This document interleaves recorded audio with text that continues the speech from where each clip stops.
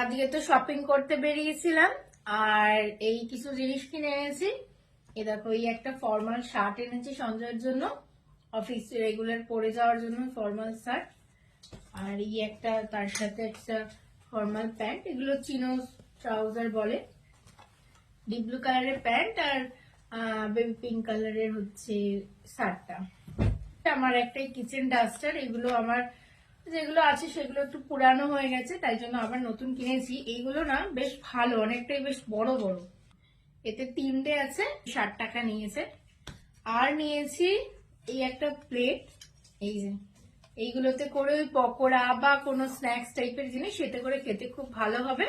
আর এই যে এতে দুটো ডিপস দেওয়া যাবে। এই প্লেটটা আমার ভীষণ পছন্দ হয়েছে, এটা 100 টাকা দাম নিয়েছে।